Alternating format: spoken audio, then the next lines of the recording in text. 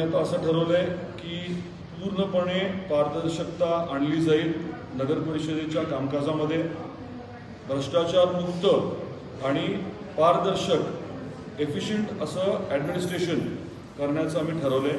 त्यासाठी तंत्रज्ञानाचा वापर करायचा आणि आदरणीय मुख्यमंत्री देवेंद्रजी फडणवीस साहेब हे जे तंत्रज्ञान वापरत आहेत आपल्या राज्य सरकारला अजून गतिमान आणि पीपल फ्रेंडली करण्यासाठी, तर ते सर्व तंत्रज्ञान अगदी व्हॉट्सॲपवरती अर्ज करता यावे, व्हॉट्सॲपच्या माध्यमातून डॉक्युमेंट्स अपलोड करता यावे, नगर परिषदेमध्ये आम नागरिकाला यायची वेळच पडू नये, शक्यतो यायची वेळच पडू नये, घरी बसल्या बसल्या ऑफिसमध्ये बसल्या बसल्या त्यांनी त्यांची अडचण व्हॉट्सॲपच्या माध्यमातून मांडावी आणि ती सोडवली जावी, अशा प्रकारचं प्रशासन इथे उपलब्ध करून देण्याचा देखील आमचा निर्धार आहे।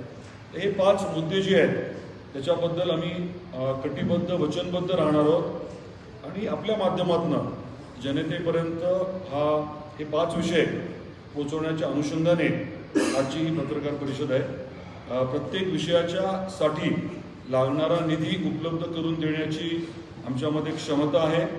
आम्ही जे काही आधी काम केलेलं आहे तो इतिहास आहे की उजनीवरनं पाणी आपण आणलं, हा इतिहास आहे की आपण अनेक इथे नवीन गोष्टी करण्यासाठी जे काही लागतं, मग आता रेल्वेचा मुद्दा असेल किंवा कौडगाव आणि आपल्या वडगावच्या MIDCचा मुद्दा असेल, आपल्या मेडिकल कॉलेजचा मुद्दा असेल किंवा आपल्या नवीन सिव्हिल हॉस्पिटलचा मुद्दा असेल, आता ITIला आपण जे 50-60 कोटी रुपये उपलब्ध करून देणार आहोत तो मुद्दा असेल, जे काही आपल्या शहराच्या विकासासाठी सर्वांगीण विकासासाठी लागणार आहे ते सर्व उपलब्ध करून देण्याचं आमचं नियोजन आहे।